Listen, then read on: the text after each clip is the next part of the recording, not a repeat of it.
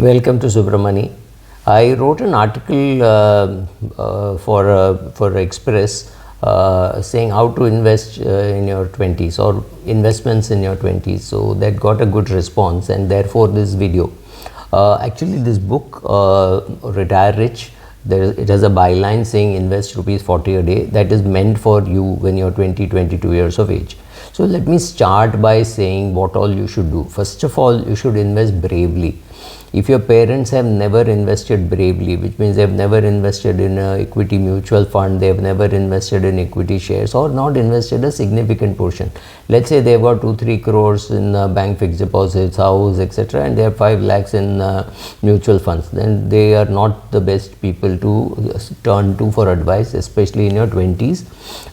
You can invest far more bravely. First of all, bravely means you can even invest in your friend's startup.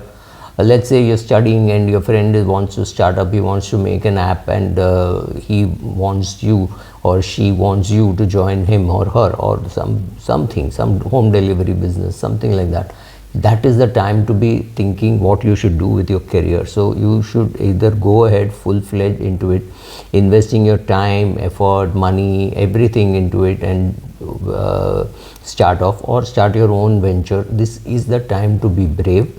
You have less money, you don't have to worry, except for some taunts from parents saying, oh, you're 23, you're not yet earning, you're 25, not yet earning. Just ignore those taunts. Taunts don't matter, because when you want to be an entrepreneur, you will hear taunts from everybody, right from the government to your parents to everybody will taunt you, say, oh, Ambani, Adani. You know the way people talk about it. It's not easy becoming an Ambani, Adani. Far away, sorry. Digressing. So invest bravely, whatever, friends' business, your own business, you have the guts to do it, because if you don't do it now, you will never do it. Mid-30s, I will do, is all fooling yourself, very, very difficult to do. Second, get a good advisor for your requirements, whether it is investing in mutual funds, taking adequate insurance, and don't do things like when you have a startup, investing your father's money into that. Don't do that, right? It's too risky. If your father has never invested in anything like direct business or equity or something, don't risk that. Use that as a last resort when you don't have any money and you can't go anywhere. That time you can take a loan from your parents, not before that. So for that, get a very good advisor who should be at least 15 to 20 years older than you, because he or she will bring stability to your portfolio. You are the bubbly 20-year-old, or when I say 20, I include 25.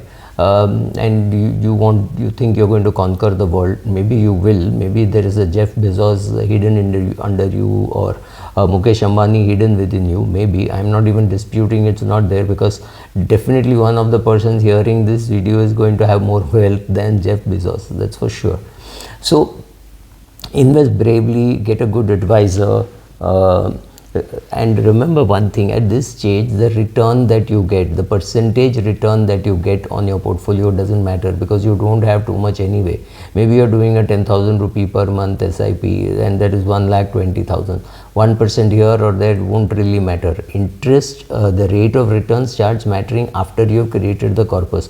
Right now, what matters is what percentage of your income can you save.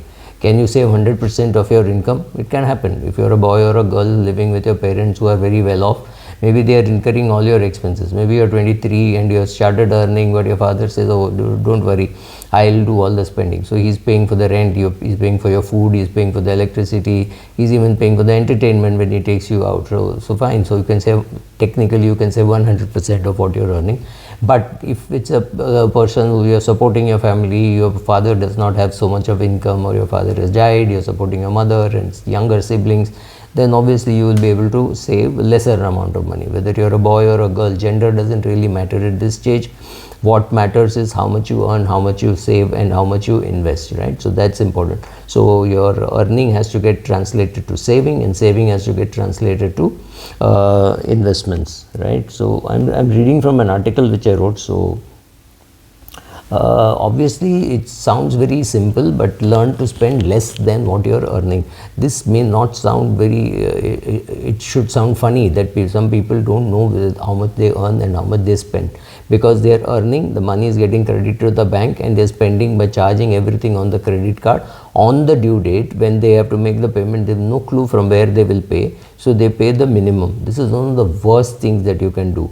If you buy something on the credit card, you should know that on the due date you will be able to make the payment, or actually 3-4 days before the due date you will be able to make the payment.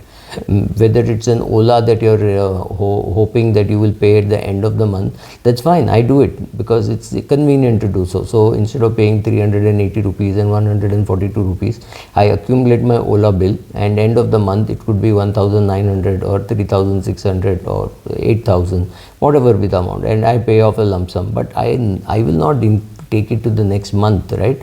Whether it's an Ola bill or a credit card bill or anything, don't take credit without understanding the terms.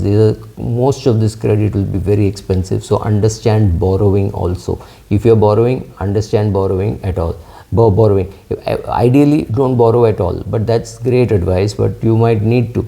So if you need to borrow, make sure you know the terms, make sure you repay on time, make sure that you repay 2-3 days before time, because of the transition and all that they tell you. Oh, immediate credit, UPI will get immediate credit. You don't know how credit card companies will behave, so paying in advance always makes sense. Even when you're borrowing, make your own rules, make very strong rules. For example, if you're buying a high-end bike, there is no reason you can't buy a second-hand bike, because a lot of people, especially with expensive vehicles, they buy, then they don't like it and they sell it off. So you may find a 7,000 kilometer old second-hand bike which would be at 40% of the price, or a car, right? So right now you are at a stage when you can afford to buy second-hand stuff. Doesn't really matter, you're not going to use it so very carefully.